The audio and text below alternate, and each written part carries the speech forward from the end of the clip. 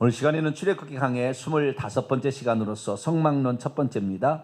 성막 건축 명령과 법계 양식이란 제목으로 함께 말씀의 은혜를 나누기로 합니다. 출애굽기의 가장 큰 중요한 사건이라고 한다면 시내산에서 율법을 받은 사건이겠죠. 그런데 거기에 못지않게 중요한 또 하나의 일이 있는데 이것이 성막을 건축하라는 명령입니다. 성막을 건축하라는 명령을 이제 오늘부터 공부하게 될 텐데요. 이름하여 성막론이죠. 성막론.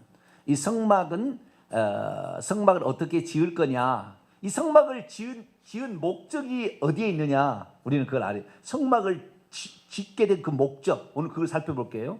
오늘은 좀 아웃라인 좀 들어가서요. 왜 성막을 지으라고 했느냐라는 그 목적을 살펴보게 될 것이고, 그 다음에 이 성막을 통하여 하나님께서 우리에게 무엇을 해주기를 원하는가, 이런 것들을 좀 잘 살펴보면서 뿐만 아니라 성막을 지을 재료들과 성막의 각 기구들이 무엇을 의미하는 것인가, 그 중에서 오늘은 이제 법궤만 하나를 볼 거예요. 지성소에 있는 법궤만 하나를 볼게 되는 건데 그것이 무엇을 의미하는 것인가, 이것을 살펴보려고 합니다. 그동안 우리가 부지런히 달려왔습니다. 시내산에 올라가서 또 시내산에 내려와서 이 언약 조인식을 체결식을 했잖아요. 언약 체결식을. 우리 하나님 말씀 지키겠습니다. 잘 나왔어요. 그런데 하나님께서 이스라엘 민족에게 이런 언약 체결식을 한 다음에 걱정이 되는 거예요. 왜? 저들이 하나님만을 섬기고 갈 게 아닐 것 같거든. 그렇게 해야 되겠지만 하나님 말씀만 순종해서 십계명을 지키고 가야 될 텐데 우상 숭배할 거거든요, 앞으로. 하나님은 뭘 모르시겠어요? 물론 인간을 신뢰하고 이렇게 가려고 하지만, 그러나 인간이 잘못되었을 때 그때 인간이 어떻게 될 거냐? 하나님께서는 반드시 죽여버린다고 했잖아요. 공의로우신 하나님께서 심판하시잖아요. 그래서 심판 앞에 섰을 때 인간이 결국에 어떻게 될 거냐? 큰일 났다 해서 이 십계명의 두 돌판을 준다고 모세를 불러 올렸습니다. 불러 올린 다음에 십계명의 두 돌판은 좀 이따 주고요, 다른 것을 보여준 거예요. 이것이 성막이에요. 그래서 이 십계명의 두 돌판을 만약에 받았을 때 하나님의 공의로우신 하나님의 심판이 임하게 되면 살아남을 자가 없을 것 같아서 살아남을 수 있는 방법을 하나님이 제시해 주고 싶었던 거죠. 그것이 성막입니다. 그래서 인간이 하나님의 율법 앞에 죄를 지었을 때 어떻게 죄 용서를 받고 살아남을 수 있을 것인가, 인간이 살 수 있는 그 처소, 살 수 있는 어떤 방법, 이것을 가르쳐 주려고 성막법을 제정한 거예요.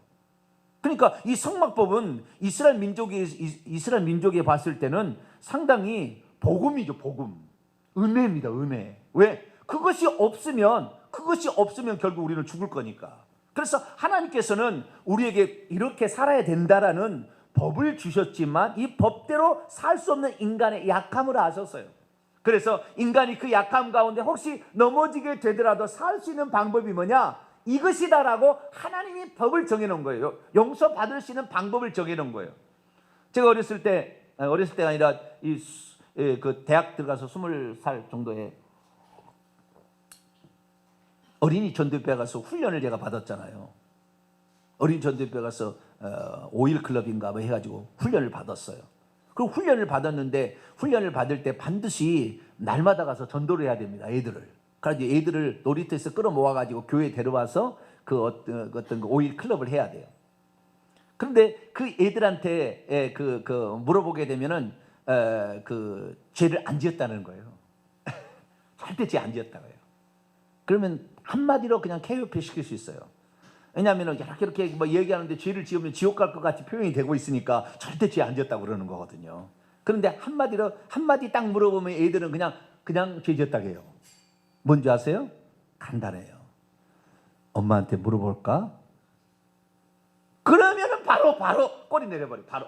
아니, 한 가지 죄 지었어, 한 가지. 이제 안 지었다 할 수는 없고, 한 가지 죄를 지었다가 한 가지.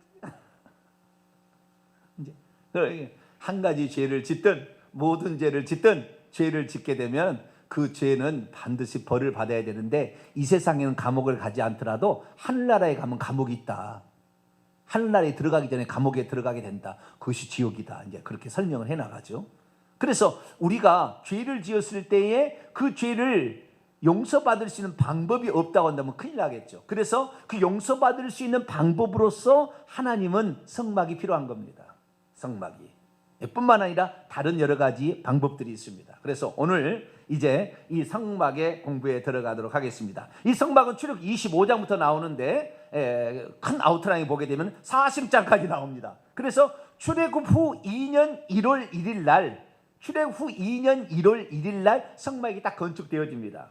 출애굽은 BC 1446년 1월 14일 날 유월절을 지키고 1월 15일 날 출발합니다. 람셋을 출발해서 와서 시내산까지 도착하는데 출애굽 후 3월 5일 날 시내산에 도착해요. 그리고 시내산 도착해서 지금 이제 일어난 사건인데, 시내산 도착해서 율법을 받게 되고 그 다음에 십계명의 두 돌판을 주려고 불려 올렸다가 하나님께서 성막을 가르쳐 주므로 너희들이 율법에 혹시 범죄한다 할지라도 요 법을 통해서 용서를 받아라 라고 이제 가르쳐 주죠. 그래서 이 성막법이 출애굽기 25장부터 있는데 중간에 율법을 가지고 내려왔어요. 이제 1차적으로 성막에 이렇게 지으라고 가르쳐 줬거든요. 성막의 제도를 가르쳐 줬는데, 그리고 십계명의 두 돌판을 줬어요. 그래서 두 돌판을 갖고 내려왔는데 벌써 그 틈에 우상 숭배하고 있는 거예요. 벌써 송아지 우상을 만들어 가지고 막 숭배 광란에 춤을 추고 난리가 나는 거예요. 그것이 이제 출애굽기 32장, 33장, 34장에 나와요.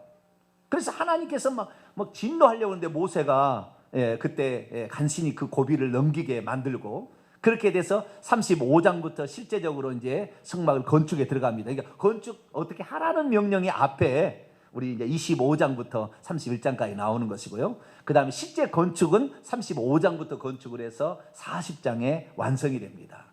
그래서 시내산에서 이 성막을 건축한 뒤에 이제 출애굽 후 2년 2월 20일 날 시내산을 출발합니다. 시내산을 이 텐트를 걷어서 출발하는 장면이 나오게 됩니다. 자, 그러면은 이 성막법도 성막법만 있는 게 아닙니다. 성막법만 있는 게 아니라 이 성막을 지은 목적이, 이 성막을 지은 사람의 죄를 용서하기 위한 목적이 아주 크다고 했지 않습니까? 사람의 죄를 용서받을 수 있는 방법이 하나 큰데, 이 성막의 죄를 용서하려면 여기에 필요한 사람이 대신 중보자로 들어가야 돼요. 이게 제사장입니다. 제사장이 사람이 죄를 지었을 때 그 어떻게 희생 제물을 바쳐서 용서를 할 수 있는지, 그래서 제사장이 들어가는데 이 제사장도 흠이 있는 사람들이기 때문에 이 사람들이 제사장으로서 일을 감당하려면 자기 허물을 감춰야 돼요. 제사를 드리고, 그리고 위임식 제사라고 합니다. 제사를 드려서 먼저 자신의 죄를 용서받으려고 하나님께 화해한 다음에 옷을 입는 거예요. 옷을. 그 제사장 복이에요. 일반 제사장들이 입는 복이 있고, 그 다음에 대제사장이 입는 에봇이 있습니다. 그래서 이 대제사장 의복을, 제사장 의복을 어떻게 만들 거냐도 나옵니다. 그래서 이제 좀 이따가 이제 살펴보겠지만, 이 성막의 기구를 만들라는 것이 25장, 27장까지 나오는 것이고요. 그 다음에 제사장의 의복을 만들라고 하는 제도가 28장에 나오고, 제사장 위임식을 어떻게 할 거냐 29장에 나옵니다. 그리고 30장에 가서 성막 기구 가운데 분향단과 향단, 또 관유, 향제조법 이런 것들이 그 다음에 31장에 부차적인 조금 더 나옵니다. 이렇게 해서 1차적으로 성막의 제도가 나오게 됩니다. 오늘 우리가 배우게 될 부분은 성막을 짓기 위한 재료를 먼저 확보하는 것과 두 번째로 이제 성막의 최초로 성막 기구 가운데 지어야 될 것이 법궤를 지으라고 해요. 뭘 지으라고 한다고요? 법궤. 증거궤라고도 하죠. 언약궤라고도 하는 이 법궤를 지으라고 하는 거. 그래서 이 법궤를 지으라 하는 부분까지 오늘 공부를 해보도록 하겠습니다. 자, 출애굽기 25장입니다. 자, 먼저 예물을 가져오게 합니다. 예물을 가져오게 하는데요. 그 예물을 어떻게 가져오라 했을까? 25장 1절입니다. 여호와께서 모세에게 말씀하이르시되, 2절은 중요하니까 읽겠습니다. 시작. 이스라엘 자손에게 명령하여 내게 예물을 가져오라 하고 기쁜 마음으로 내는 자가 내게 바치는 모든 것을 너희는 받을지니라. 기쁜 마음으로 내는 자, 이게 기쁜 마음으로 내는 자를 원문에 직역은 자원하여, 스스로 원하여 이렇게 되어 있습니다. 예물을 가져오게 하는데요. 자, 하나님께서 이 성막을 지으라고 하는데 하나님이 좀 지어주면 안 되나요? 모세야 가만히 있거라. 너희는 기술이 좀 떨어지느니라. 내가 완벽하게 지을 수 있다. 조금 기다려봐라. 짠! 광야에 그냥 착 아름답게 성막에 탁 쓰면 얼마나 좋겠어, 그죠? 에? 그래야 되는데 하나님께서 그렇게 아니하고 우리한테 이 성막을 지으라고 했다 그 말. 성막을 지을 재료를 가져와서 성막을 지으라고 합니다. 우리 교회가 앞으로 잘 되어져서 만약에 교회 건물 하나를 성전을 짓는다고 한다면 여러분들이 헌금으로 지어야 될까요? 누군가가 기부자가 나타나서 우리 성도들 손대지 마, 내가 지어줄게 라고 탁 지어줘서 우리가 쏙 들어가면 될까요? 대답이 없으시네. 딱 지어줄 테니까 여러분 가만히 아무 손도 대지 말고 여러분 와서 그냥 예배만 드리시오. 그러면 은혜가 될까요? 자기의 헌금이 들어가야 은혜가 될까요? 자기 헌금이 뭔가 좀 들어가야 된다니까요. 거기를 소중히 여기려면 남이 있는 거 그냥 거저 그냥 그 숟가락 하나 얹어가지고 이게 아니라 내가 헌신자가 돼야 되는 거예요. 이거 귀중히 여기려면. 하나님께서 이제 좀 이따 배우겠습니다만은 성막이라는 게 무엇인지, 성막의 그 의미가 뭐고, 그리고 이 성막을 왜 지으라고 했는지를 이제 좀 살펴보겠지만, 이 성막을 지을 때 하나님이 떡 지어놓고 와라 이렇게 한 게 아니라 너가 예물을 바쳐라, 바쳐진 예물을 가지고 그다음에 너희들이 이걸 또 지어라 이렇게 했다 그 말이에요. 그래서 우리가 하나님 앞에 여러분 어떤 사람이 하나님께 은혜를 받느냐면요, 하나님께 물질이나 몸으로나 많이 드린 사람이 은혜를 받아요. 이것은 체험해보면 아는 거예요. 많이 드릴수록 더 은혜가 됩니다. 많이 못 드리면 몰수록 은혜가 작아요. 그게 희한한 거예요. 그런데 여기에서 하나님께서 이 예물을 드리라고 했는데 예물의 내용이 6종류가 나와요. 6종류가 아주 비싼 것부터 해가지고 아주 비싸지 않는 것까지 이렇게 나옵니다. 자, 그러면 예물을 드리라는데 뭔 예물을 드려야 할걸 먼저 좀 살펴보죠. 3절부터 7절까지가 예물의 그 6가지 내용인데, 첫째, 받을 예물은 이러하니라 금과 은과 놋. 첫 번째는 금, 은, 놋, 금은 동을 바치라 이렇게 했고요. 두 번째는 시리입니다. 청색, 자색, 홍색, 하늘색과 자주색과 진홍색의 실과 가는 배실은 못입니다. 가는 배실, 이것은 흰색이 비싸게 나는 거예요. 그래서 청색, 자색, 홍색, 그 다음에 가는 배실 다 의미가 있어요. 나중에 다 배우게 될 겁니다. 이 실 종류를 바치라 했고, 세 번째 염소털, 붉은 물들인 쇠양의 가죽, 해달의 가죽, 이것은 성막에 덮개로 쓸 겁니다.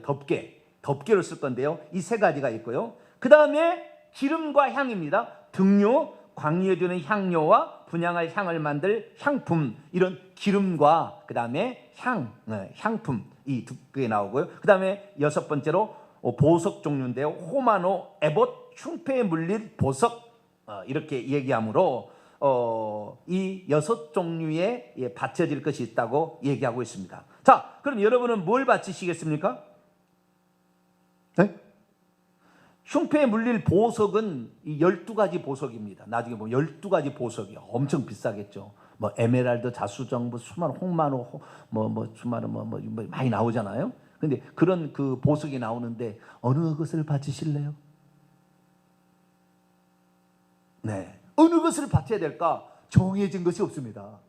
하나님께 참 우리가 감사해야 될 건 뭐냐면은 우리의 모양대로 우리가 할 수 있는 대로 바치라 그랬지, 너는 정해놓지 아니하고 낼 수 있는 자가, 자 2절 다시 들어가요. 가져오라 하게 하고 기쁜 마음으로 내는 자가 내게 바치는 모든 것을 너희는 받으라. 기쁜 마음으로 자원하여서 나는 금을 내고 싶으면 금을 내고 싶고, 나는 가장 싼 것은 뭘까요? 조각목 정도는 나무니까 잘라다가 내면 되는 거니까, 조각목이 나무니까 제일 값어치가 없는 거예요. 여기서 값어치가 제일 없는 것은 조각목이에요. 조각목. 사막에 있는 나무가 조각목밖에 없거든요. 아카시아 나무 일종인데, 나는 조각목을 바치겠어. 나는 귀한 에메랄드 보석을 바치겠어. 그런데 하나님께서는 너 이렇게 바치라고 말하지 아니하고 낼 수 있는 그만큼 내라 그 말이에요. 그러니까 이 모든 것을 천편일률적으로 하나님 정해주지 않아요. 그래서 과부가 두 랩던 내도 많이 바쳤다 하듯이 하나님께서는 그 어떤 그것의 가치, 예? 내는 그 어떤 예물의 가치나 양을 보는 것이 아니라 그 예물을 드리는 그 사람의 마음의 자세를 보는 거예요.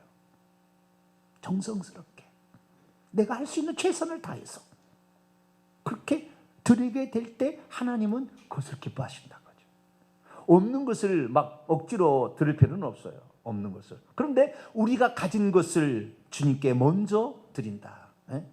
그래서 참 옛날에는 그런 있었다 하잖아요.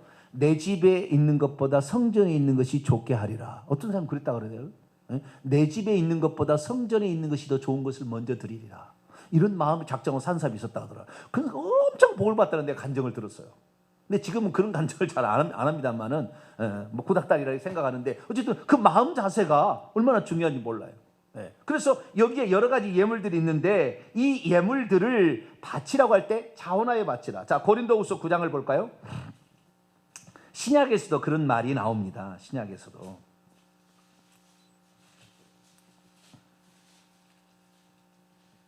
(7절입니다) 고린도후서 9장 7절. 고린도후서 9장 7절입니다. 같이 읽습니다. 시작.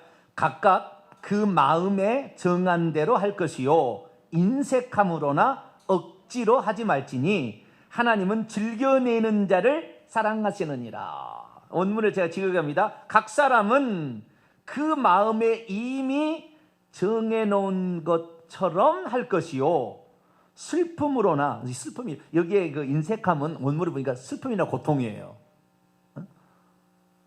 너무 마음이 아프 그런 것도 있어요.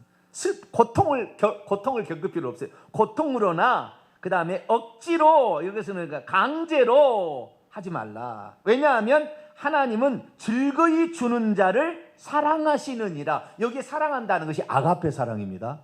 아가페로 하나님은 정말로 그 사람이 값없이 나를 사랑하듯이 값없이 나를 줬다 이 말. 나도 너를 값없이 이렇게 해주겠다. 그냥 주시겠다라는 그렇게 말하고 있어요. 그래서 우리가 하나님께 바칠 때는 어떤 그것이 비싸냐 안 비싸냐, 많이 바쳤냐 적게 바쳤냐보다는 정성스럽게 바칠 수 있게 되기를 축원합니다. 항상 그 마음을 때려 최선을 다해서 바치는 아름다운 모습.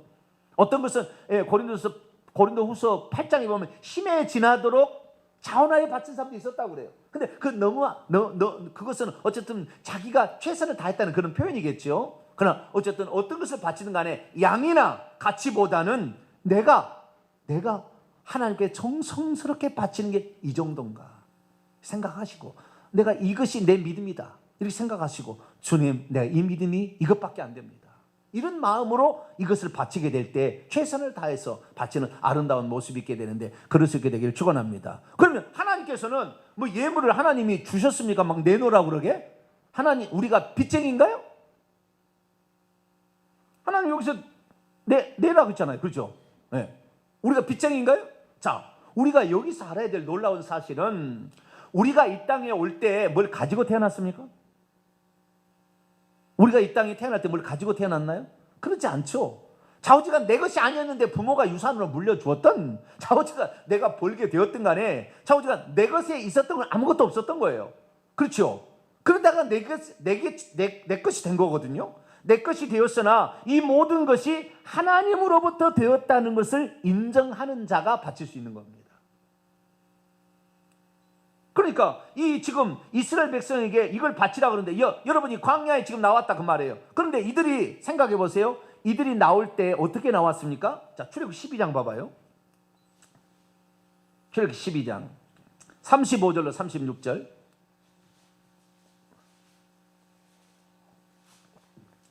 출애굽기 12장 35절로 36절 같이 읽어봐요. 시작.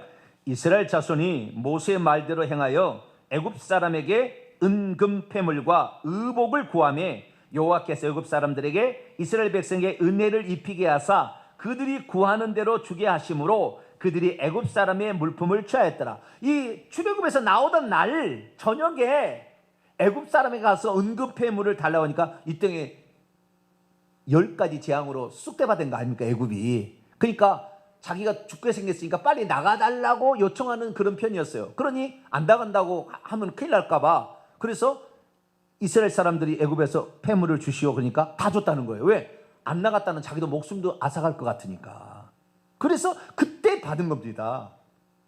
그래서 이 종서를 한 사람들이 뭔 보석이 있겠습니까? 그러나 이들이 종로를 하다가 나중에 나오게 될 때 애굽에 있는 모든 이 세상에, 애굽은 세상을 상대하는데 세상에 있는 것을 받은 거예요. 그럼 내가 이것을 관리자고 내가 이것은 청지기인 것이지 내 것이 아니다 그 말. 그러니까 원래 이것도 내 것이 아니었는데 나는 이 하나님께서 왜 모세에게 이 명령을 시키는지 나는 처음에 잘 이해를 못했거든요. 나중에 출애굽기 25장에 가서 알았어요. 출애굽기 공부하면서 과거에.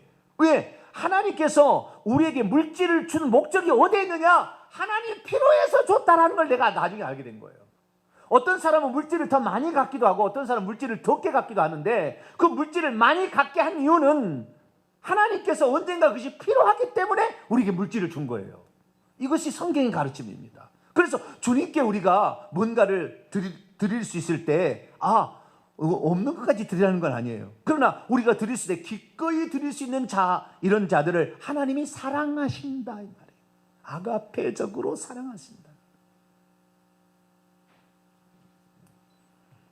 여러분, 우리에게 있어서 하나님께서 물질의 은혜를 주시면 물질로 섬길 수 있게 되기를 축원합니다. 나는 물질의 은혜가 없습니다. 나는 몸으로라도 드리게 그러면 안. 나는 기도라도 하겠습니다. 이 자세가 필요한 거예요. 네? 저는 사실 제가요, 목회자가 되기 전에 청년 시절에 내가 나중에 이 어렵게 살다 보니까 목회자가 있으면 내가 돈을 벌어서 목회자가 걱정 없이 살도록 내가 해드려야 되겠다. 이런 마음을 내가 가졌다고요. 목회자가 먹을 거 있고 마실 것 때문에 걱정하면은 그것 때문에 과연 설교를 제대로 할 수 있겠는가? 나는 내가 그런 생각을 했어요. 내가 만약에 그 정도 내가 세상에 돈을 번다고 한다면 내가 직업을 가진다고 한다면 나는 그 정도는 내가 돼야 되겠다. 목회자가 걱정하지 않도록 정말 여기에 목회 집중할 수 있도록 나는 해드려야 되겠다. 이런 마음이 딱 들더라고요. 그런데 제가 목회자가 되어버려가지고 그렇게 내가 못해서 좀 한이 됐어요. 한이. 그건 내가 한입니다.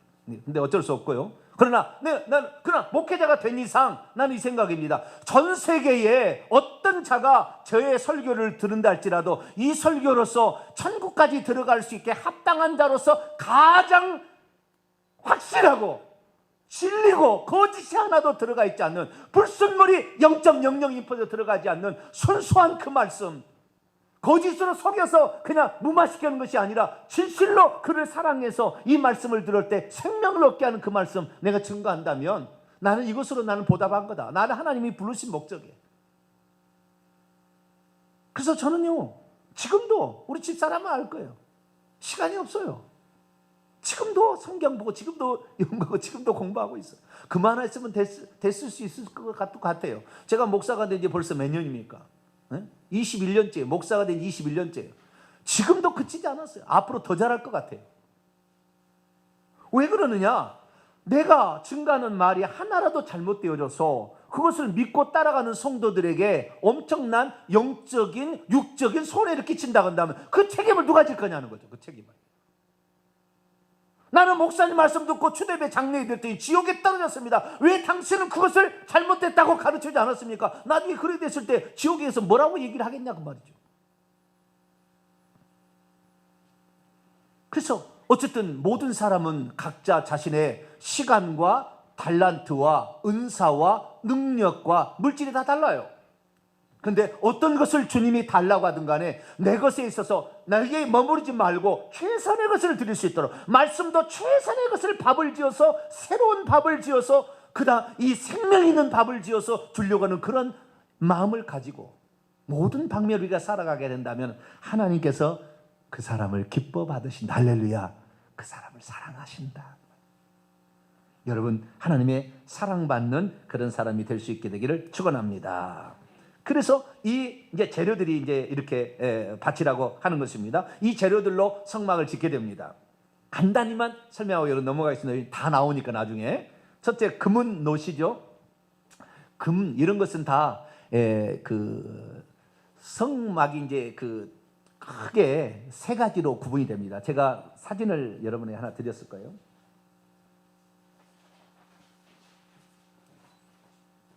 예, 이런 거 있죠? 없으면 여기 하나 있습니다. 가져가셔도 됩니다. 여기 앞에 하나 있습니다.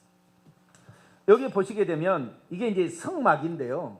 이 광야가 시내산 아래에다가 이제 시내산 아래에다가 텐트를 쳤잖아. 이게 성막이에요. 이 성막인데 이 성막이 밤에는 오른쪽에 밤의 것이고 낮의 것이에요. 낮에는 구름 기둥으로 밤에는 불 기둥으로 이 성막 위가 이렇게 돼 있죠. 근데 이 성막을 평면도로 이렇게 오른쪽에 평면도가 있어요. 평면도를 보면은 크게 성막은 두 부분이에요. 하나는 이 성막뜰이라고 하는 것입니다. 무슨 뜰이요? 성막뜰. 성막뜰에는 번제단과 물두멍이 있습니다. 요게 이제 있고요. 그 위쪽에 이것이 첫 성막입니다. 실제는 전체가 성막이겠지만 성막이라고 딱 했을 때는 요 성소와 지성소를 가르는 막을 성막이라고 사실해요. 예, 예. 그런데 어쨌든 이 성막이 여기가 있는데 성막에 번제단과 물두멍이 있는 것을 성막뜰이라고 그러고 그 안에 두 가지가 있는데 성소가 있고 지성소가 있습니다. 성소하고 지성소에 있는 모든 물건은 다 금으로 입혀야 돼요. 금으로 만들었든지 금으로 입혀든지. 아시겠죠? 네, 성막으로 되어 있는 거 다 이게 금으로 입혀야 되는 거예요. 여기 성막뜰에 있는 것은 전부 노수로 만듭니다. 노수로 입혔든지 노수로 만들든지. 예, 그러니까 물두멍은 노수로 만들고요. 그 다음에 번제단은 조각모에다가 노수로 쌉니다.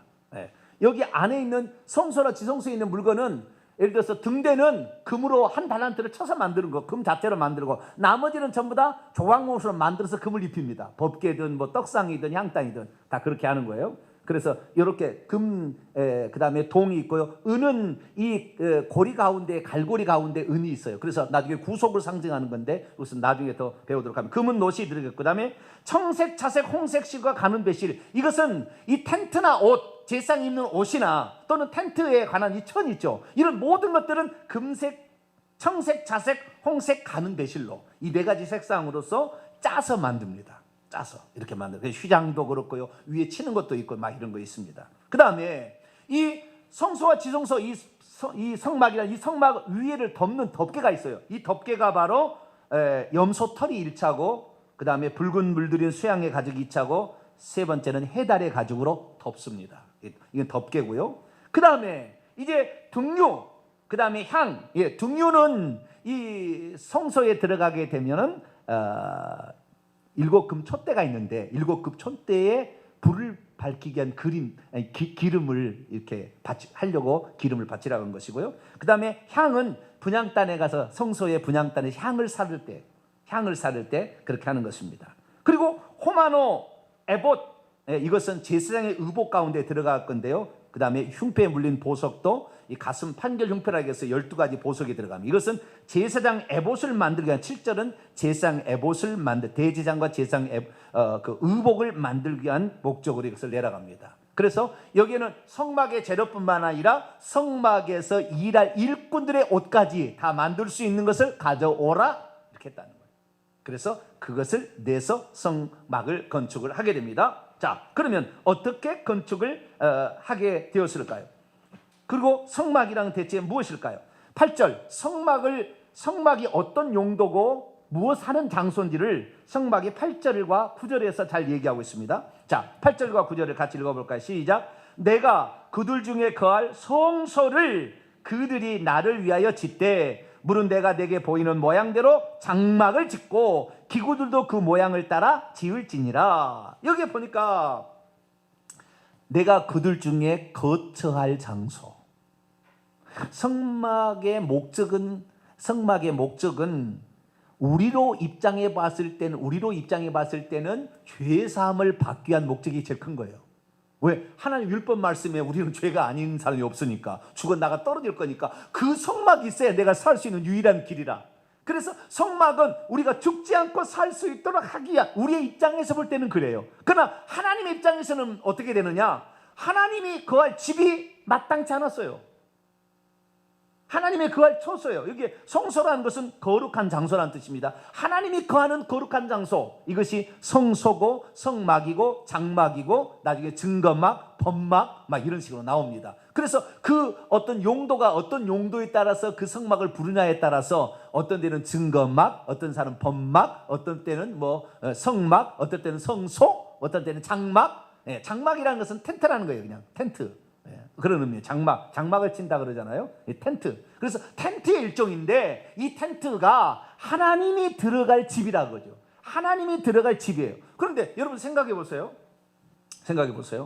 하나님이 당신의 집을 지으라고 했을 때 대궐 같은 궁궐 같은 멋진 집을 지으라고 하는 것이 좋을까요? 그냥 텐트를 지으라고 하는 게 좋을까요? 여러분이 하나님이라고 입장을 해보세요. 네? 여러분 하나님 입장이라 한다면 대궐 같은 집을 다 멋지게 의리의리한 집을 지으라고 할까요? 그냥 텐트 좀 이렇게 지어라 이렇게 할까요? 네?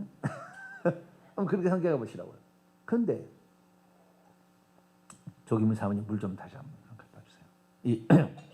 저는 이 장면을 볼 때 하나님은 얼마나 우리의 눈높이를 맞춰 주시는가.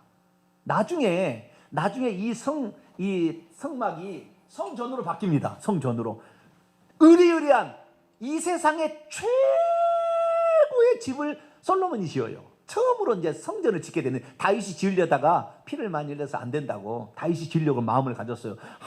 나는 궁궐의 백향목 궁궐에서 나는 살고 있는데 하나님의 집을 팔로기는 휘장 가운데 하나님을 둔다는 것이 마음에 걸린 거예요. 다윗이. 이런 마음 여러분 갖게 되기를 축원합니다. 이런 마음을 가져야 하나님이 역시 사랑해요. 다윗이 내 마음에 합한 자라. 그게 나는 이렇게 좋게 지는데 하나님을 이렇게 생각했다는 거예요. 그래서 좋은 집을 지어드리리라 생각했어요. 근데 하나님께서 너는 피를 많이 흘려서 안 돼. 평화의 왕이 와야 된다. 솔로몬 샬롬은 평화의 왕이 와서 걸쳐야 된다서 솔로몬이 짓겠는데 솔로몬이 의리의리한 세상에 이런 집은 둘도 없습니다. 아직까지 존재하지 않는 집이에요. 이 정도 이렇게 멋진 집은 지금까지 존재하지 않았어요. 수백 톤의 금을 발랐어요. 아예 발라가지고 어마어마하게 짓습니다. 그런데 하나님께서 처음부터 그렇게 지으라고 할 것이지 처음부터 그렇게 하지 아니하고 그냥 텐트를 지어라. 텐트라는 것은요 이동하기 위한 이동용 집이에요. 그렇죠? 네? 텐트는 이동용 집이라고요. 영원토록 거기서 살 것이 아닌 거예요. 잠시 임시적인 거예요. 그래서 하나님께서는 아직 젖과 꿀이는 가나안 땅에 도착하기 전이니까 지금 광야에 있는데 그런 집을 지어서는 낭비가 되는 줄 알았다 그 말이에요.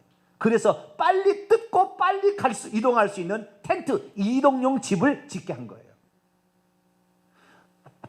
욕심 많은 하나님이었다면 집을 지어라. 또 다르면 또 지어라. 이렇게 했을 텐데 하나님은 그렇지 않았어요. 하나님은 우리의 형편을 너무나 잘 아시는 눈높이를 맞춰주신다니까요. 그래서 이 텐트를 지어라 한 거예요. 그래서 이 텐트를 짓게 되는데 이 텐트를 지은 것이 목적이 뭐냐면 내가 너희와 함께 거할 집이다. 이게 첫 번째 목이 하나님의 거처로서 이 땅의 장소를 지은 것이 성막이었다. 그래서 거룩한 장소, 성소라고 성막을 일컫는다라는 사실을 우리는 확인할 수가 있겠습니다. 자, 그러면 하나님께서 여기에 거하는 것이 왜 그러느냐? 자, 구약 더 앞으로 넘어가 보겠습니다. 이스라엘 민족이 모세에게 하나님이 나타나기 전까지 약 430년 동안 애굽에 있을 때 하나님이 나타났어요, 안 나타났어요? 기록이 없으니까 나타났는지 안 나타났는지 알 수는 없으나 안 나타난 것 같아요. 제가 볼 때는 안 나타난 것 같아요. 왜? 기록이 없어요. 그 전에는 어디가 있느냐? 이 야곱이 70명의 가족을 데리고 애굽으로 들어갈 때까지 야곱에게는 나타났어. 창세기 보니까 야곱에게는 하나님이 야곱아 이렇게 해가지고 나타나. 야곱 이전에는 이삭, 그의 아버지 이삭아 이렇게 나타난다. 이삭 이전에는 아브라함아 이렇게 아브라함이 나타났다 이 말. 그런데 하나님이 어디 계세요? 하나님 어디 계시죠? 그러니까 하나님 어디 계시냐 이 말. 하나님이 어디 계시는지 모르죠. 왜? 영이시니까 보이지도 않으니까. 그래서 아브라함도 하나님이 당신에게 말씀하실 때까지 기다릴 수밖에 없었다고요. 하나님이 와서 나를 찾지 않는 한 내가 하나님을 만날 수 있는 장소, 구약시대 아브라함 시대에 내가 살았다 그러면 하나님 내가 외친다고 해서 하나님이 나를 만나주는 게 아니에요. 하나님이 와서 만나야 만나줄 수 있었다고요. 그런데 그렇게 하나님을 정말 진짜 우리가 너무 위험합니다. 하나님 우리를 지켜주셔야 됩니다. 뭐 하나님 외쳐 하나님 들은 것 같지도 않고 뭐 이러면 돼. 응? 그러니까 하나님께서 어디에 계시는지가 정확히 얼마나 안도가 되겠어요. 하나님이 저기 계시는데 우리의 전능자께서 나를 지켜주신다. 그러면 얼마나 안정이 되겠습니까? 그래서요, 하나님께서 나는 여기에 있다 그러려고 집을 지으라 그런 거예요. 내가 여기 있으니 나를 찾으라. 그래, 뭐라고 그랬느냐? 자, 22절 봐봐요. 하나님이 거할 처소를 지으라는데 거기서 뭐 하려고 지으라고 했느냐? 거기서 우리와 만나주려고, 그럼 말씀하시려고. 교회는 그래서요, 하나님이 말씀하시는 집이에요. 교회가 말씀이 잘못되었으면 그 집은 썩은 집이에요. 교회가 말씀이 잘못돼 버리면 그 집은 빨리 그 집 부숴야 되는 거예요. 오늘날에 말씀이 잘못돼도 외모가 너무 멋있대. 이렇게 잘 지었대. 성전을 잘 지었대. 백날 첫날 아름답게 지어봤자 하나님 말씀이 거기에 잘못되었으면 그 집은 썩은 거예요. 아무 의미 없습니다. 그건 그냥 다 썩어 없어질 거예요. 없어진 거예요. 우리는 하나님의 말씀이 진실된 이 말씀이 이게 생명인 줄 알고, 하나님께서 이 지성소에, 가장 깊숙한 지성소에 법궤 속에다가 증거판, 십계명이 두 돌판 말씀을 집어넣으라는 게 뭐가 있냐? 가장 중요한, 가장 귀한 것을 거기에 모셔야 됩니다. 그래서 우리는 무엇보다도 하나님 말씀을 가장 귀한 것으로 여기시게 되기를 축원합니다. 말씀이 여기 계심에 우리가 누게로 가오리까? 다른 사람이 먹을 것 때문에 따라와서 내가 뭐 영적인 얘기를 하니까 다 도망갔어요. 저 사람 말이 어렵도다. 제자들이 물어서 너희도 가려느냐? 영생의 말씀이 여기 계시오매 우리가 누게로 가오리. 할렐루야. 우리가 말씀이 있는 곳에 이것이 하나님이 있는 것이지 건물이 위대한 곳에 하나님이 있는 게 아니라고. 그래서 하나님께서는 뭐 하느냐? 거기서 만나서 말씀하시려고. 22절입니다. 읽습니다. 시작. 거기서 내가 너와 만나고 속죄소 이 곧 증거궤 위에 있는 두 그룹 사이에서 내가 이스라엘 자손을 위하여 내게 명령할 모든 일을 내게 이르리라. 이제 모세가 예전에는 모세도 하나님이 찾아올 때까지 기다릴 수밖에 없어. 모세가 하나님 부른다니 하나님 만나준 게 아니에요. 하나님이 와서 모세야 그래야 만날 수 있었다 그 말이에요. 그런데 이제는 어떻게 해요? 모세가 하나님 만나려면 어디로 가면 돼요? 성막을 지은 다음에는 성막에 들어가서 지성소에 가서 하나님 바로 만나줬다고 말이에요. 하나님을 만날 24시간에 대면할 수 있는 장소를 확보하게 된 거예요. 인간에게는 얼마나 안도가 되겠죠, 그죠? 응? 아까 제가 그랬죠. 성막을 왜 지으라 했느냐? 죄인이 용서받을 수 있는 장소, 죄인이 용서받을 수 있는 유일한 장소, 이것이 성막의 우리 죄인의 입장에서는 그렇지만 하나님 입장에서는 언제나 너희와 임마누엘 하겠다라는 표시. 그래서 너희에게 말씀으로 너희를 이끄시겠다는 그런 장소이기 때문에 우리가 성전에서 가장 중요하게 될 것은 말씀을 중요하게 해야 되고, 말씀하시는 이 말씀이 곧 하나님이라. 요한복음 1장 1절 태초에 말씀이, 이 말씀이 하나님과 함께 계셨으니 이 말씀은 곧 하나님이라. 그렇기 때문에 이 말씀이 있는 곳에 하나님이 있는 거예요. 그래서 여러분 말씀이 있는 곳이라면 지구 끝이라도 따라가야 돼요. 할렐루야. 제가 말씀을 잘못하면 저를 버리셔야 됩니다. 저를 버리시고 제가 하나님 말씀을 진실하게 증거한다면 여러분 목숨 걸고라도 따라와야 되는 거예요. 그런 마음 자세가 있어요. 그 말씀을 사모하는 이 말씀이 있어요. 그래야만이 진리의 영 성령께서 진리를 더 진리 가운데로 우리를 인도하시는 거예요. 그래서 이 성막은 하나님이 말씀하시는 장소, 하나님이 죄인을 만나주시는 장소, 하나님이 항상 기거하는 장소, 이것이 바로 성막이었다라는 것을 우리가 알 수가 있습니다. 그래서 이 성막에 관하여 여러 가지 명칭들이 있는데요. 자, 오늘 다시 8절 보니까 성소라고 했습니다. 성소. 이것은 미크다시인데요. 거룩한 장소다. 어떤 장소? 거룩한 하나님이 계시니까 거룩한 장소다. 그렇게 했고요. 그 다음에 9절에 보니까 장막이라 했죠. 장막을 지으라. 이 장막은 미시칸입니다. 거처, 살 곳, dwelling place, 살 장소, 거처라는 의미로 이게 장막인데요. 이 장막을 성막이라고도 얘기합니다. 그것은 미시칸이 똑같은 말인데요. 자, 출애굽기 26장 1절을 봅니다. 또 다른 표현으로 봅시다. 이 성막이나 장막이나 이건 약간 차이가 있는데요. 번역을 한글 성경은 이랬다 저랬다 해요. 장막은 사실 오헬이라 해야 돼요. 오헬이 텐트라는 말이거든요. 그리고 이 성막이라는 말은 영어로는 테이버네이클이지만 이 원문의 뜻은 미시칸으로서 거처 집이란 뜻, 하우스, 거처 집이란 뜻입니다. 자, 출애굽기 26장 1절 있습니다. 시작. 너는 성막을 만들되 가늘게 꼰 배실과 청색, 자색, 홍색 실로 그룹을 정교하게 써놓은 10폭의 휘장을 만들어서 이게 치는데, 성막을 만들 때, 그러니까 이 성막이라는 것은 어쩌면은 이런 그 텐트라고 보시는 게 더 좋아요. 근데 그 텐트 안에 하나님이 거한 장소가 되었다라는 것이죠. 그래서 성막이라고도 말하고요, 회막이라고도 말합니다. 자, 출애굽기 29장 43절. 출애굽기 29장 43절을 볼까요? 시작. 내가 거기서 이스라엘 자손을 만나리니 내 영광으로 말미암아 회막이 거룩하게 돼. 회막이라는 것은 만날 회자예요. 만남의 텐트. 만남의 텐트다. 그래서 회막이라는데, 만남의 텐트라는 말은 의역이고요, 사실을 모에드 오헬입니다. 오헬은 장막이라고 제가 텐트라고 그랬죠. 근데 모에드 오헬이에요.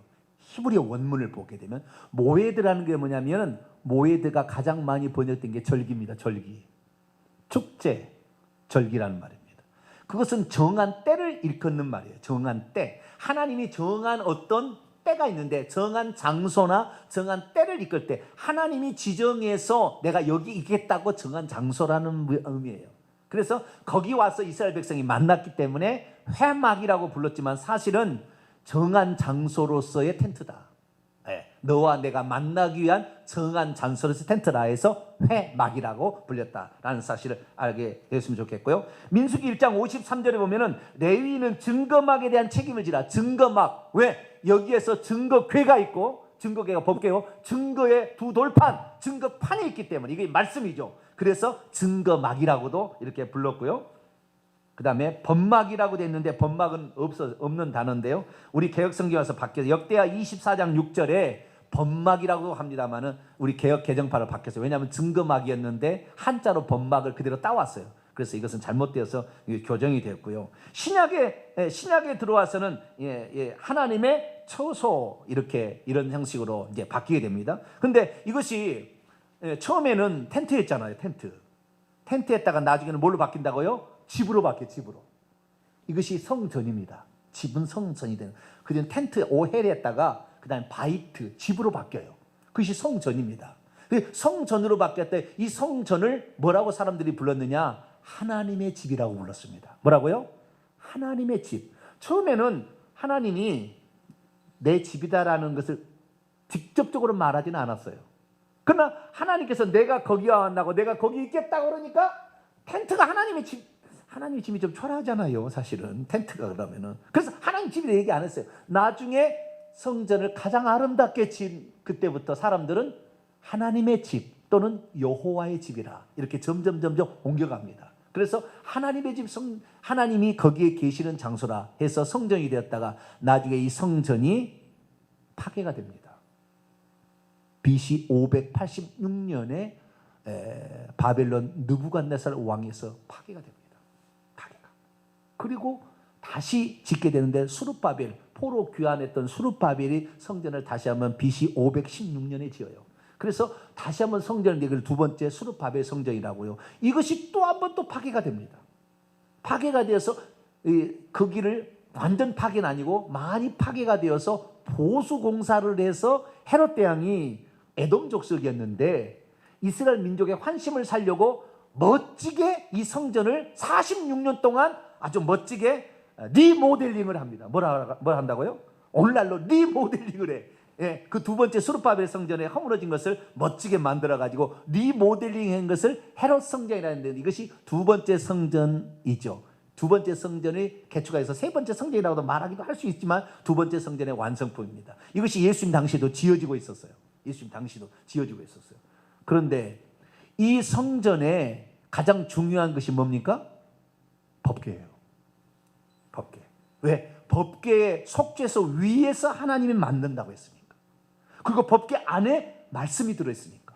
그래서 법궤가 가장 큰 핵심인 거예요. 법궤가 핵심인데, 이 법궤가 히스기야 왕 다음에 므낫세 왕이라 52년 통치하는 아주 남유다의 제일 악한 왕이 있었어요. 제일 악한 왕. 그런데 히스기야가 얼마나 기도를 많이 했더니 이 므낫세 왕이 나중에 죽기 전에 회개를 합니다. 천국 가요. 여러분 자녀가 아무리 악한 놈이 나온다 할지라도 포기하지 말고 기도하기를 축원합니다. 히스기야가 이 므낫세를 얼마나 기도를 했던지 므낫세가 회개하고 하나님께 잘하다가 천국 간다니까요. 예? 근데 므낫세가 가장 악한 왕인데 이 므낫세가 얼마나 악한 왕이든지 제사장이 이러다가 성전 다 파괴하겠다 싶어가지고 법궤를 어디로 옮겨버려요. 그래서 이 법궤를 옮겨버린 장소가 어느 날 나중에 론 와이어트가 천사의 계시로 땅을 파서 그 골고다 언덕 속에 있었어요. 골고다 언덕 그 바위 속에가 있었어요. 거기를 파고 들어가서 발견해서 이스라엘 정부가 알고 있습니다. 근데 지금까지 닫아놓고 있어요. 언젠가 이제 개방하겠죠. 닫아놓고 있는데, 그래서 성전에 법궤가 없어졌어요. 언제? 히스기야 왕 때부터. 예수님이 이 땅에 오셨을 때에 성전에 법궤가 있었어요, 없었어요? 없었다니까. 허울만 있었다니까. 그래도 하나님의 집이라고 이스라엘 모든 사람들이 거기에 하나님이 있다고 생각했기 때문에 이 하나님의 성전으로 예수님이 말씀을 하셨지만 사실은 하나님은 어디에 계셨어요? 예수님의 몸 안에, 아버지가 내 안에 있었죠. 요한복음 2장입니다. 그래서 성전이 예수님의 몸인 거예요. 그 물질적인 성전에서 이제 인격적인 성전을 옮겨가는 겁니다. 요한복음 2장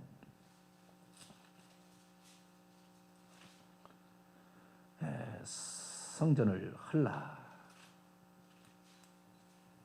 어디가 나옵니까?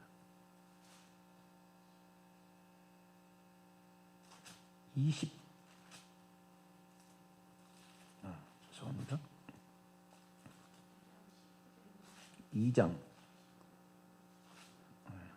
2장 19절 이하에 할렐루야. 네, 빨리 찾았네요. 2장 19절부터 22절까지 읽어봅니다. 시작. 예수께서 대답하여 이르시되 너희가 이 성전을 헐라 내가 사흘 동안에 일으키리라. 유대인들이 이르되 이 성전은 46년 동안의 지었건을 내가 3일 동안에 일으키겠느냐 하더라. 그러나 예수는 성전된 자기 육체를 가리켜 말씀하시. 성전된 자기의 육체, 성전된 자기의 육체, 예수님의 몸이 하나님이 계시는 장소였다 그 말이에요. 아시겠죠?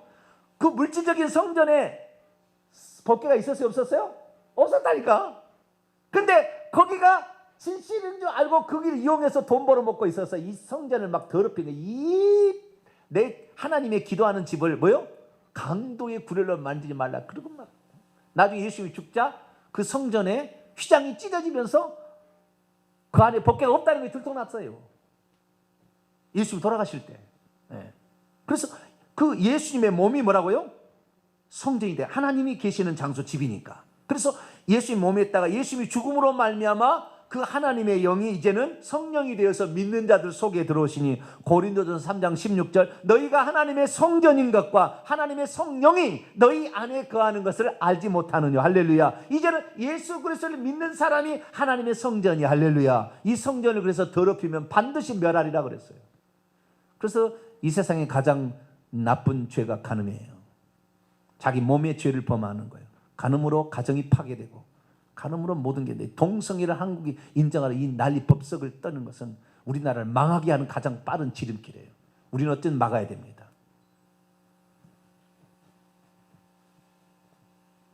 그래서 하나님께서 이 성전은 이런 의미로 하나님의 집이다. 결국 이것이 예수님의 몸이었고 이것이 오늘날 교회로까지 발전해 갔다는 사실을 우리가 알고 이 몸이 하나님이 나하고 만나는 장소인데 여기다가 굴뚝연기를 막 담배를 확 피워서 굴뚝연기를 만들어야 되겠죠.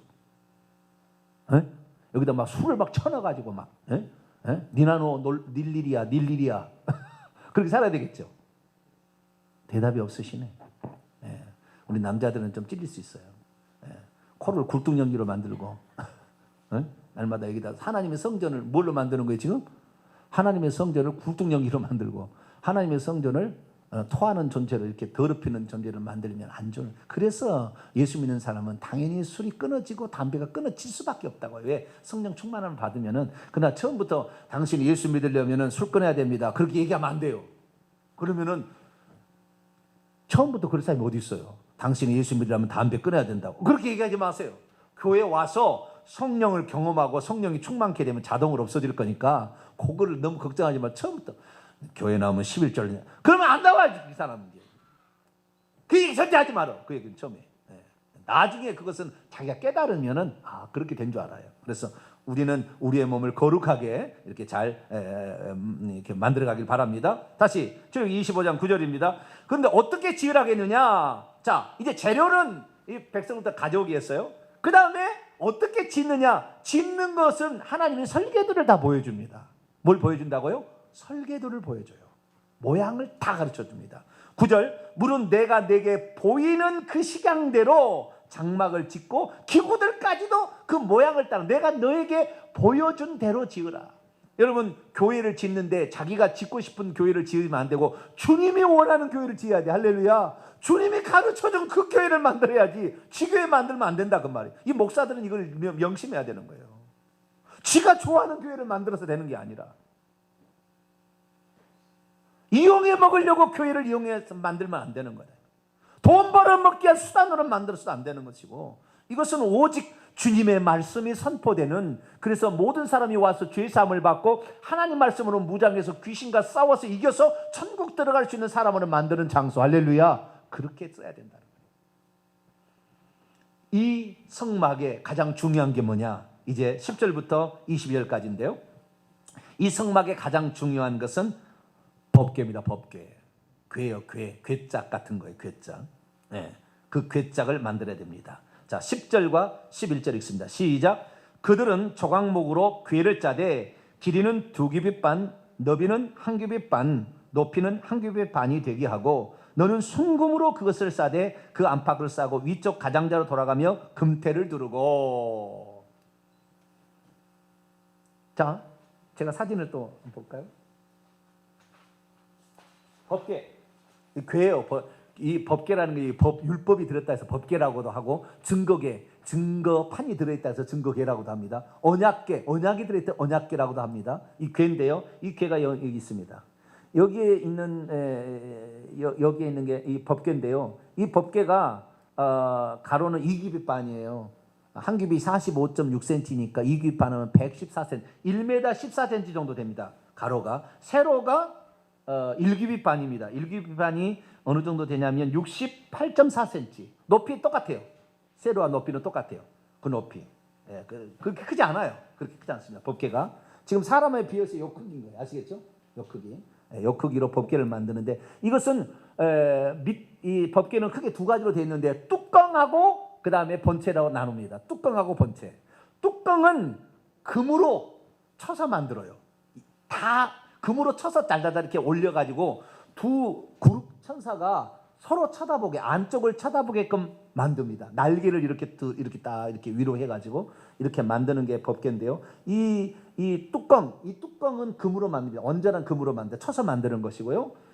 이 그룹 천사까지 이렇게 만드는 것이고, 그 밑에 있는 이제 궤짝 같은 것은 텅 안에다 뭘 담을 수 있는 궤짝 같은 것은 조각목에다가 금을 입힙니다. 조각목 금을 입히고, 그 다음에 여기 양쪽 네 귀퉁이에다가 고리를 만들었어요. 고리가 보이나요? 고리 보이죠? 이 고리가 네 개가 있어요. 이 고리에다가 꿰채를 이렇게 이렇게 넣어놓는 거예요. 이것은 넣었다 절대 빼지 말고, 그 뒤에 나와요. 넣은 다음에 절대 빼지 말라고 그랬어요. 왜? 이동할 때 이것을 메고 이동하도록. 메고 이동하도록 하려고 절대 이것을 빼지 말라고 그래요. 그래서 처음에 이것을 만들어서 이렇게 해놓는 것입니다. 자, 그래서 요 밑에는 이제 이 레위 자손 가운데 고앗 자손들이 메고 이동하는 장면을 표현하고 있는데요. 민수기 4장을 한번 볼까요? 민수기 4장. 다 법이 있어요. 다 법이 그냥 있는 게 아니에요.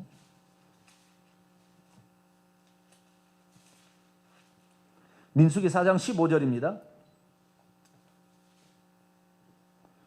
민수기 4장 15절 읽습니다. 시작. 진영을 떠날 때에 아론과 그의 아들들이 성소와 성소의 모든 기구 덮는 일을 마치거든 고앗 자손들이 와서 맬 것이니라. 그러나 성물은 만지지 말라. 그들이 죽으리라. 회막 물건 중에서 이것은 고앗 자손이 맬 것이며. 자, 이게 왜 매야 된다는 말이 나오냐면 하나님께서 이스라엘 백성을 시내산에서 최초로 성막을 짓게 한 다음에 42번 이사를 갑니다. 몇 번이요? 42번 이사를 간 다음에 가나안 땅에 들어가요. 이게 민수기 33장에 나와요. 42번을 이동해 가지고 텐트를 42번을 뜯었다 지었다 이렇게 했다는 거예요. 텐트를. 그런데 42번을 이동하는데 이동을 해야 되잖아요. 이동을 해야 되는데 하나님이 계시는 이 거룩한 가장 거룩한 어떤 기구는 이 법궤인데 이 법궤를 함부로 사람이 만지지 못하라고 했어요. 하나님이 계시는 것을 함부로 만지지 말도록 하기 위해서 아무나 오직 만질 수 있는 것은 아론과 그의 아들들 대제사장만 만들 수 있도록 해놨다고요. 누구만 만질 수 있도록 해놨다고요? 대제사장만 만질 수 있도록 허용이 됐고, 언제 만지느냐고 함부로 만지는 게 아니고 이동할 때에 만진 것도 아니고 이동할 때에 천을 갖다가 덮는 일을 아론과 그의 아들들이 했습니다. 그 중에서 담당자가 엘르아살입니다. 엘르아살이 이 담당이에요. 그래서 여기다가 이 성막에 있는 법궤, 그 다음에 분향단, 그 다음에 무슨 7금 등대, 그 다음에 떡상, 나중에 번제단까지 다 천으로 먼저 덮습니다. 천으로 덮게 되면 이 천으로 덮게 되면 이 고앗 자손, 레위인 가운데 고앗 자손들이 이 그 꿰체 그분을 딱 천으로 바퀴를 타봐가지고, 여기는 지금 그냥 이렇게 가는데 이렇게 가는 것은 거짓말이에요. 이렇게 가는 일이 없어요. 천으로 다 쌓아요. 완전히 안 보이게 완전 싼 다음에 이게 설명하려고 됐겠죠. 거기다가 이제 그 천을 잡아요. 천을 이렇게 꿰체를 잡고 어깨를 메고 이렇게 가는 것입니다. 그래서 하나님의 것을 거룩한 것을 함부로 만지거나 함부로 말하지 못하도록 만든 거예요. 여러분, 거룩한 것을 천하게 만들면 안 돼요. 하나님의 말씀은 이 세상 가장 거룩한 거예요. 할렐루야. 이 말씀을 너무 쉽게 하지 마세요. 하셔야 돼요. 이거 쉽게 하면 안 돼요. 말씀은 소중하고 생명처럼 귀중히 여겨야 된다. 이렇게 하듯이 하나님의 것을 그렇게 했다는 거예요. 그래서 이렇게 이제 하게 됩니다. 자, 그 왜 얘기를 하냐면 하나님이 그만큼 거룩하고 하나님이 존귀하다는 것을 우리가 두려움과 경외감으로 섬겨야지, 하나님을 섬기는데 교회 오는데 막 슬리퍼 신고 온다든가 이런 게 아니다 그 말이에요. 우리가 거룩한 하나님을 만나게 될 때는 정말 경건한 모습, 정직한 모습. 제가 목회자로서 말씀을 증거하지만 항상 조심스럽게 두렵고 떨리는 마음으로, 내가 잘못 전하면 벼락 맞아 죽을 마음으로, 그 정도 각오로, 항상 두렵고 떨림으로, 이런 마음으로 우리가 말씀을 대하고 하나님을 성소를 대해야 된다 그 말이죠. 그렇게 했다 그 말이에요. 그래서 이렇게 하는데, 자, 그 안에다가 그러면 이 왜 꿰체를 해라고 했냐면 만지지 못하게 하려고 그랬어요. 만지지 못하러. 그런데 나중에 어떤 일이 있냐면 이 법궤가 나중에 빼앗기게 된다고 해요. 법궤가. 네. 그래서 법궤를 빼앗기게 되는데 이것이 사무엘상에 이제 나오기 시작합니다. 법궤가 실로에 있다가 나중에 이제 가나안 땅에 들어가서 법궤가 있는데, 실로에 있다가 법궤를 전쟁터에 이 그 엘리 제사장의 두 아들들이 전쟁터 이걸 갖고 갔다가 빼앗겨 버립니다. 그러다 나중에 법궤를 되찾아오는데 아비나답의 집에 70년 동안 있다가 나중에 다윗이 왕이 되어서 그 법궤를 자기의 성전 옆으로 이동하게 되는데, 그때에 그 아비나답의 두 아들들이 있었는데, 우사라는 아들이 있었어요. 아요 말고 우사라는 아들이 있었는데, 이것이 이동할 때 그 고앗 자손들입니다. 그래서 어떻게 이동을 해야 된다고요? 보자기로 싼 다음에 안 만지고 꿰체만 들고 이동을 했어야 되는데, 그렇지 아니하고 이것을 잘 모시겠다고 새 수레를 준비했어요. 송아지에다가 새 수레를 준비해가지고 여기다 잘 모셔야 된다고, 거기다가 어쨌든 뭐 텐트를 쌌을 거예요. 그래가지고 거기다 자 이렇게 놔뒀어요.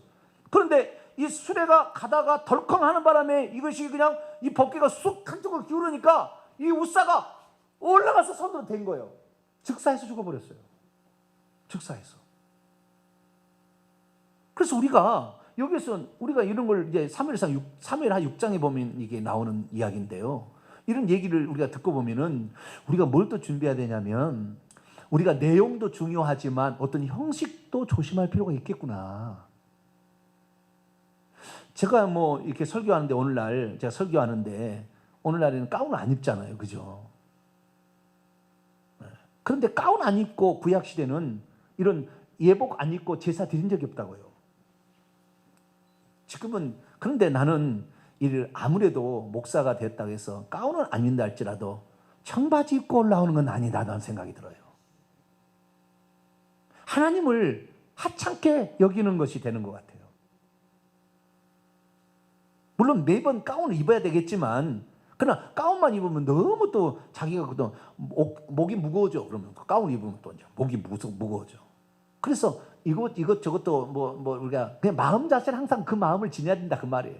그런데 아무리 그렇다 할지라도 청바지를 입고 티셔츠를 입고 나서 설교하는 거 이것이 망하게 진 징조예요. 징조 내가 봤을 때. 우리는 어느 정도 형식을 갖춰야 됩니다. 형식이 잘못되었음을 책망한 거거든요. 그것이 우사 사건이. 그래서 우리가 하나님께 나올 때는 형식도 항상 조심하고 하나님 앞에 내용도 중요하지만 어느 정도 형식은 우리가 갖추는 게 좋겠다. 그런 것을 알 수가 있습니다. 그럼 그 안에 뭘 뒀느냐? 자, 25장 16절입니다. 그 안에 뭘 뒀느냐? 16절 시작. 내가 내게 줄 증거판을 궤 속에 넣으라. 그래서 증거궤라고도 합니다. 증거판이 뭐예요? 이제 주려고 그거 만들어 주려고 모세를 올렸다가 올린 다음에 성막부터 보여주고 증거판을 주어서 내려보냅니다. 아시겠죠? 그러니까 증거판은 10계명이 기록된 두 돌판이야. 1계명부터 4계명과 5계명부터 10계명. 하나님 계명, 인간 계명이 들은 두 돌판의 증거판입니다. 이 증거판을 그 속에 집어넣으라고. 그러니까 이 이스라엘 민족의 성막은 처음에는 번제단, 물두멍 지나서 성소 휘장을 지나서 일곱 금 촛대, 분향단, 떡상, 다시 둘째 장을 지나서 법궤 안에 뚜껑을 열면 그 안에 뭐가 있어요? 증거판이 있다. 가장 깊숙한 곳에 뭐가 들었어요? 증거판이 들어있어요. 증거판은 하나님의 말씀 10계명입니다. 10계명을 무시하고 안 지킨 사람 지옥 갈 거예요. 이게 가장 중요한 거예요. 말씀이 중요한 거예요. 우리는 이 가장 깊숙한 곳에 감추었던 만나를 준다. 이게 바로 뭡니까? 그 나중에 법궤에다가 이 증거판만 처음에 넣으라 했다. 나중에는 만나도 집어넣으라고, 아론의 쌍난 지팡이도 집어넣으라고 그러잖아요. 나중에, 그렇죠? 어떤 기념품인데요. 만나, 하나님 먹을 양식, 하나님 말씀, 이것이 아주 귀중하다. 그래서 이런 말씀들을 우리가 소중히 여기고 이렇게 나가야 된다는 것을 여기에서 말해주고 있죠. 그리고 그 다음에 속죄소가 나오는데요. 시간이 다 되어서 속죄소는 다음 주에 이어서 속죄소 아주 중요한 건데요. 이 속죄소가 너무 중요한 건데 속죄소는 다음 주에 하도록 하겠습니다. 여기까지 하겠습니다. 기도하겠습니다. 거룩하신 하나님 감사합니다. 오늘 하나님께서 사람이 하나님과